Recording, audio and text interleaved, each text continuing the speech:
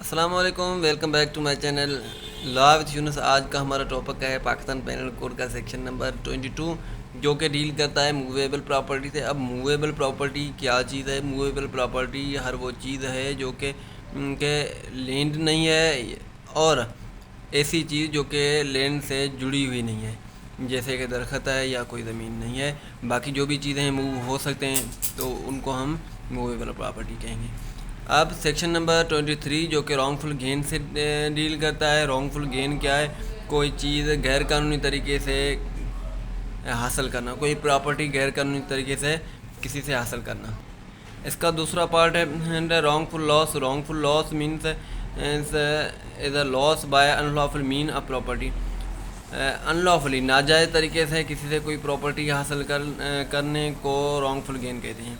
अब gaining wrongfully, losing wrongfully. A person said to be wrongfully gain when such person return wrongfully. अगर कोई person किसी से कोई चीज़ गलत तरीके से कोई हासिल करता है तो उसको रॉन्गफुली गेन कहेंगे। अगर कोई शख्स किसी शख्स को रॉन्गफुली कोई नुकसान देता है तो उसको लूजिंग रॉन्गफुली कहेंगे। अब सेक्शन नंबर 24 डिसऑनेस्टी। डिसऑनेस्टी को बदयानती या जिस जो इंटेंशनली सही कोई cause, intention of causing wrongful gain.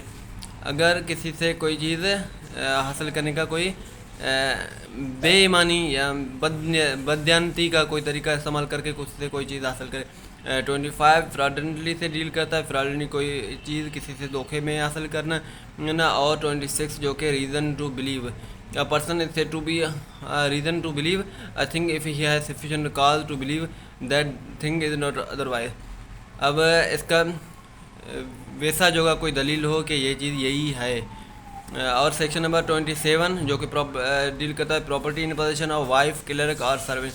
अब कोई प्रॉपर्टी जो कि एक ओनर ने या कि एक मालिक ने मैं अपने वाइफ या क्लर्क या सर्वेंट के नाम की है, तो वो प्रॉपर्टी उस मालिक की होगी। जब तक ये क्लर्क, सर्वेंट या वाइफ उसकी है तो उस तक तो उसकी प्रॉपर्टी उसके नाम पे है। अगर वो चले गए तो प्रॉपर्टी अगेन वापस आ जाएगी मालिक के हाथों में। अब काउंटरफिट। काउंटरफिट एंड क्या है? A person is said to be counterfeit who cause one thing to resemble another thing intending to be likely that deception will thereby be practice. अगर जिसकी डिसेप्शन, जिसके जो इंटेंट हो किसी को धोखे देने की या उसकी बाकायदा नकल बनी हुई हो, तो उसको हम काउंटरफिट कहेंगे। अब सेक्शन नंबर 29 है जो कि डील करता है डॉक्यूमेंट से। डॉक्यूमेंट सिंपल है कि अगर कोई भी डॉक्यूमेंट जो कि डिनोट करे मेरे कोई expression described upon the substance means letter, fingers और मार्क, जिस पे कोई भी चीज़ लिखी हो तो वो डॉक्यूमेंट ही है। Section number 30 valuable security. Valuable security उसको कहते हैं कि कोई यूज़फुल डॉक्यूमेंट, वैल्यूएबल डॉक्यूमेंट, तो उसको हम कहेंगे जैसे हम उर्दू में कह देते हैं कि जो कि इम्पोर्टेंट दस्तावेज़ात। और सेक्शन नंबर 31 डील करता है विल। विल एक वसीयत तो होता है जो कि अगर कोई शख्स मरने के करीब होता है या उससे पहले भी जो कि वो अपनी पीछे जो मालिक होते हैं या लीगल हियर्स होते हैं उनके लिए एक विल करके जाता है कि ये प्रॉपर्टी मेरे इस बच्चे या इस लड़के या बेटे के नाम में होगी।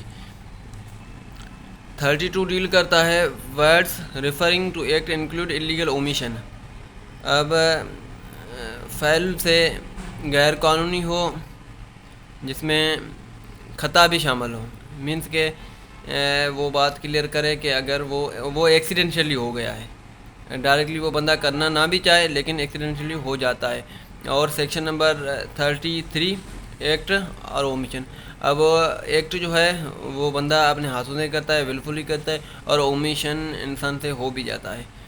तो सेक्शन नंबर 34 को हम पढ़ेंगे इंशाल्लाह नेक्स्ट क्लास में। तब तक हमारे साथ जुड़े रहिए। हमारे चैनल को सब्सक्राइब, लाइक, कमेंट और करना मत भूलिएगा।